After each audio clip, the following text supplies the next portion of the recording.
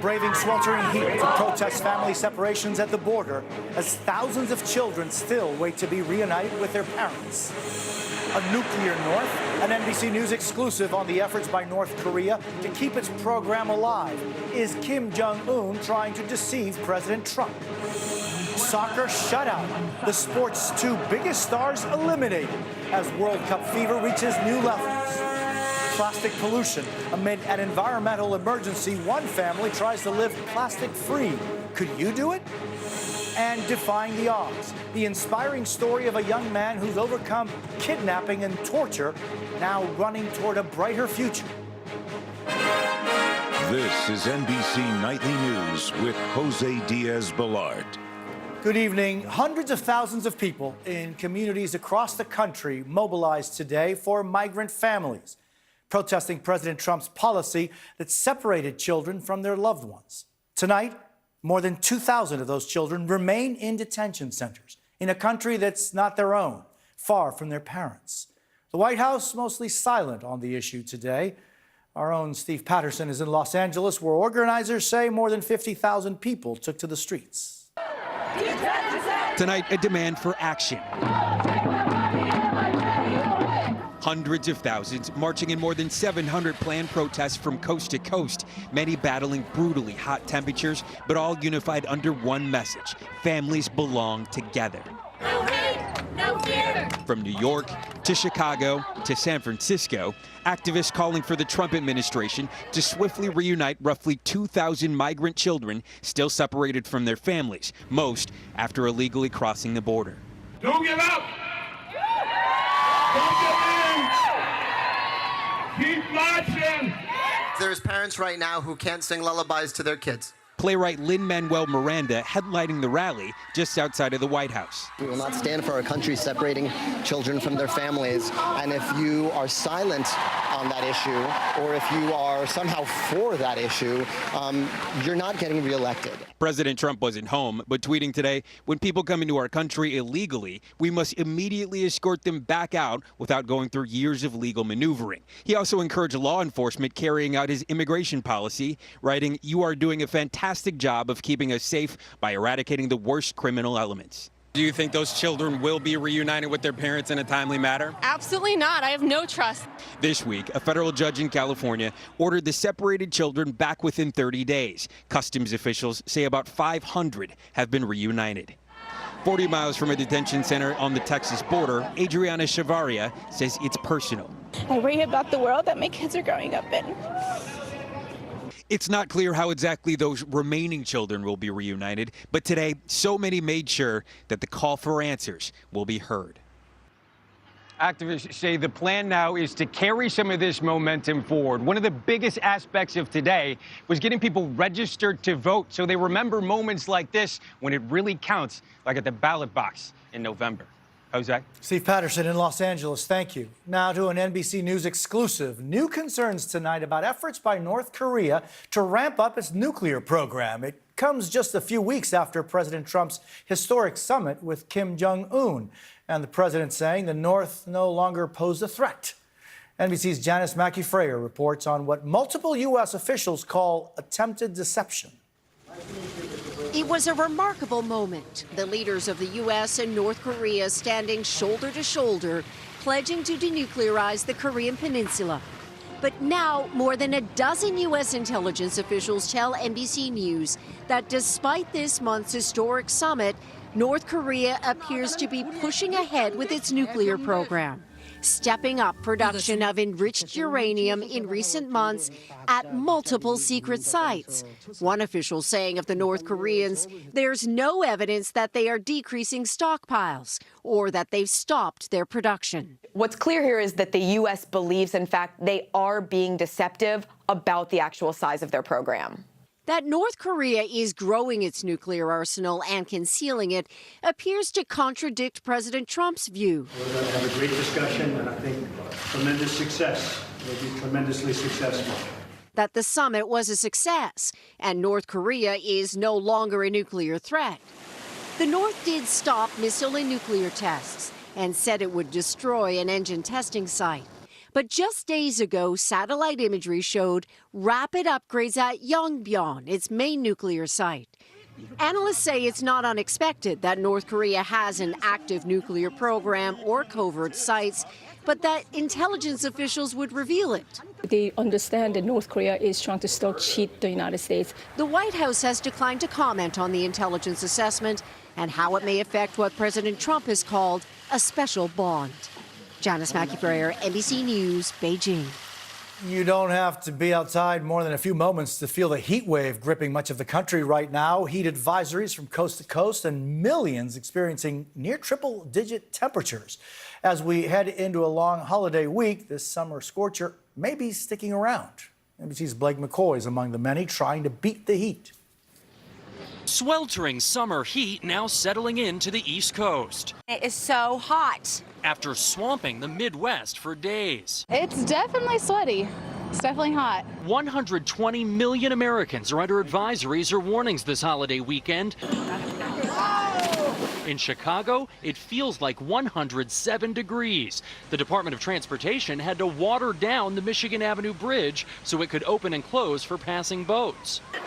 In New York and New Jersey, cooling centers are open through the weekend. If you have to brave the hot weather, some tips. Avoid strenuous activity, wear light clothing, drink plenty of fluids. Safety is everyone's responsibility, so we remind everyone to stay hydrated and check on our neighbors and family. And don't forget your pets. We usually take her out early in the morning and then later in the evening and constantly giving her fluids. The holiday weekend means many of us are sweating things out away from home. AAA estimates 47 million Americans are traveling this 4th of July, the highest number since tracking began. At New York's famous Coney Island, it's not just the dogs that are hot. It turns out the toughest game on the boardwalk today is staying cool. This icy helps, I'm sure. It does. Is that helping? Yeah. It helps me stay hydrated. Tomorrow is going to be even hotter. Get this, the high temperature in New York City is going to be above 90 degrees for 5 days in a row. That will be the longest heat wave in 2 years. Jose? Blake McCoy, thank you very much. So how long will this heat wave stick around, and when will we start to see some relief? NBC's Dylan Dreyer has a look at our forecast. Good evening, Dylan.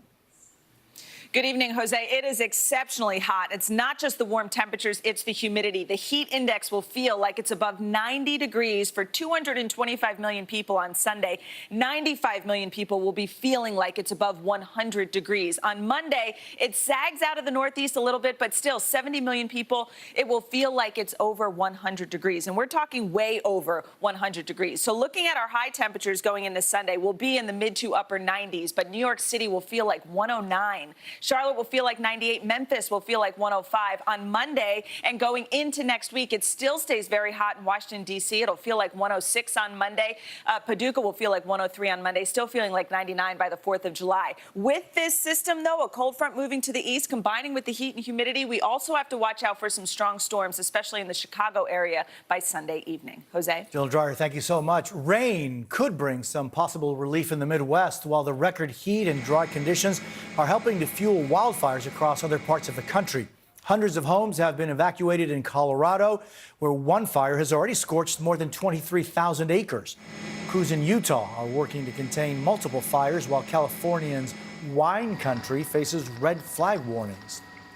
It is deadline day for thousands of people left homeless when brutal hurricanes devastated the U.S. mainland and Puerto Rico last year.